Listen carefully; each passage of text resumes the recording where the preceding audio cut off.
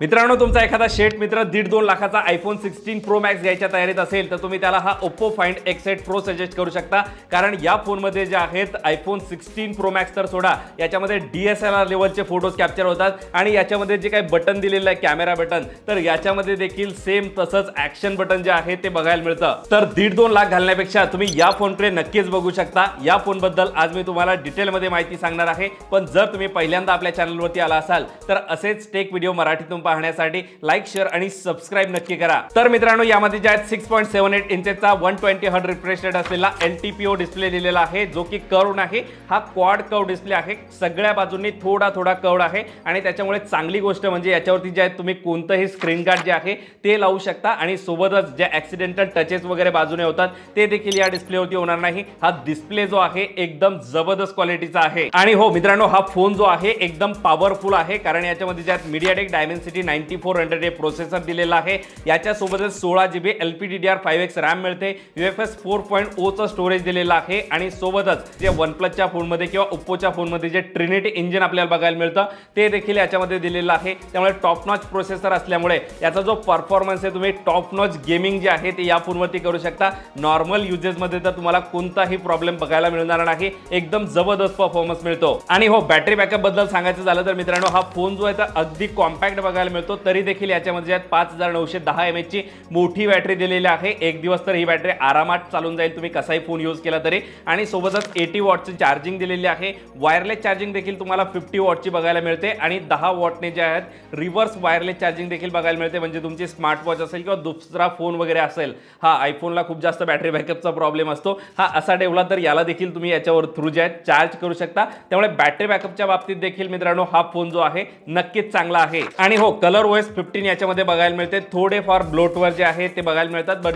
तुम्ही जे त्याला अनइन्स्टॉल करू शकता, त्याचा काही जास्त प्रॉब्लेम नाही। बट ColorOS चे खूप सारे फीचर्स याच्यामध्ये बघायला मिळतात मित्रांनो। तुम्ही याच्यामधून जे आहेत डायरेक्टली आयफोनमध्ये फाईल शेअर करू शकता। कोणतंही ॲप्लिकेशन तुम्हाला याच्यामध्ये घ्यायची गरज नाही। एक ॲप्लिकेशन तुम्हाला फक्त ओ शेअरचं जे आहे ते आयफोनमध्ये इन्स्टॉल करायला लागेल। तुमच्या एखाद्या मित्राकडे जर का आयफोन असेल, फोटोज वगैरे एक्सचेंज करायचा असेल तर ते देखील एकदम इझी पद्धतीने तुम्ही यामध्ये करू शकता।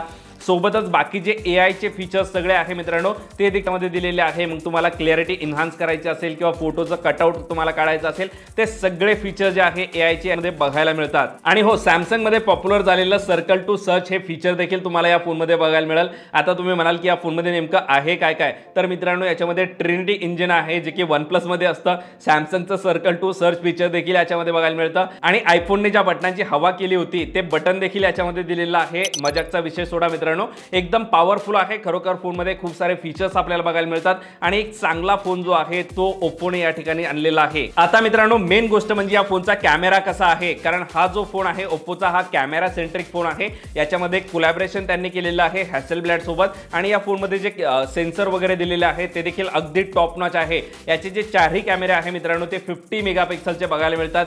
3 याच्यामध्ये जे सोनीचा सेन्सर आहे आणि अल्ट्रा वाईड मध्ये जे सॅमसंगचं सेन्सर आपल्याला बघायला मिळतं। सोबतच महत्त्वाची गोष्ट म्हणजे हा एकमेव फोन आहे मित्रांनो याच्यामध्ये 2 टेलीफोटो पेरिस्कोप लेन्स दिलेला आहे। त्यामुळे काय होतं की झूम जेव्हा तुम्ही करता किंवा पोर्ट्रेट फोटोज तुम्ही जेव्हा कॅप्चर करता तेव्हा अगदी लॉसलेस झूम फोटोज असो किंवा व्हिडिओ असो, हे दोन्ही देखील आपल्याला बघायला मिळतात। खरोखर सांगतो, या फोनचा कॅमेरा जो आहे मी खूप जास्त यूज केलेला आहे। हे फोटोज तुम्ही बघा, हे फोटोज अगदी DSLR लेवलच्या क्वालिटीचे वाटतात मित्रांनो आणि एज डिटेक्शन असेल किंवा बाकीच्या ज्या गोष्टी आहे खरोखर अगदी जबरदस्त बघायला मिळतात। हे फोटोज पाहून तुम्हाला समजलं असेल, ह्या फोटोजची जी आहेत गुगल ड्राईव्हची लिंक मी तुम्हाला डिस्क्रिप्शनमध्ये देऊन टाकेल। तिथून तुम्ही जे आहेत रॉ फोटोज पाहू शकतात की ॲक्च्युअलमध्ये खरोखर हे फोटोज आहे कसे। त्यामुळे फोटोजच्या बाबतीत तर मला वाटतं की अगदी जबरदस्त आहे। आणि 32 मेगापिक्सलचा सेल्फी कॅमेरा आहे। सेल्फी कॅमेरा देखील आउटडोर एकदम जबरदस्त परफॉर्मन्स करतो। बाकी ठिकाणी ज्यात सेल्फी कॅमेरा नॉर्मल मला वाटला, बट बॅक कॅमेरा जो आहे अगदी टॉप नॉच आहे। आयफोन 16 प्रो मॅक्स एका शब्दात सांगतो याच्या समोर फेल आहे मित्रांनो डायरेक्टली।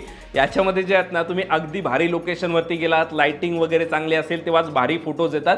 बट याच्यामध्ये जे आहेत तुम्ही कोणत्याही कंडिशनवरती फोटोज कॅप्चर करा, बॅक कॅमेराने जे आहेत पोर्ट्रेट मोडमध्ये कॅप्चर केलेले फोटोज जे आहेत अगदी खरोखर चांगले बघायला मिळतात। आणि मित्रांनो, याच्या चारही कॅमेऱ्यामधून जे आहेत तुम्ही 4K मध्ये डॉल्बी विजन व्हिडिओ रेकॉर्ड करू शकता। 6x पर्यंत जरी तुम्ही झूम केलं तरी अगदी लॉसलेस व्हिडिओ शूट करता येते। टेलीफोटो लेन्स जे आहे त्या 2 दिलेल्या आहे, त्यामुळे अगदी जबरदस्त चांगल्या प्रकारची व्हिडिओ क्वालिटी देखील तुम्हाला याच्यामध्ये मिळेल। मित्रांनो, ओव्हरऑल जर का या फोन बद्दल सांगायचं झालं तर यामध्ये ज्या जेमतेम 6000 mAh ची मोठी बॅटरी दिलेली आहे, सोबतच याचा जो कॅमेरा सिस्टम आहे तो देखील एकदम चांगला आहे। तरी देखील हा फोन जो आहे अगदी कॉम्पॅक्ट हातामध्ये वाटतो आणि प्रीमियम फील खरोखर येतो। असं वाटत नाही की हा फोन जो आहे तो अगदी बल्की वगैरे आहे।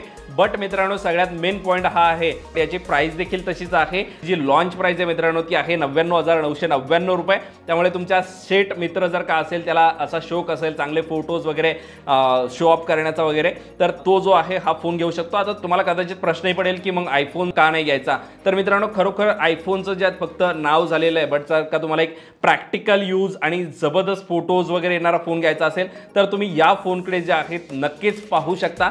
हा फोन जो आहे अगदी जबरदस्त आहे। बाकी याच्याबद्दल तुम्हाला काय वाटतं ते कमेंट करून तुम्ही सांगा। तुमचे काही प्रश्न असतील तर ते नक्की विचारा आणि असेच क्वालिटी व्हिडिओज मराठीतून पाहण्यासाठी आपल्या चॅनलला नक्की सबस्क्राइब करा। पुन्हा भेटूया एका नवीन व्हिडिओमध्ये, तोपर्यंत जय हिंद, जय महाराष्ट्र, धन्यवाद।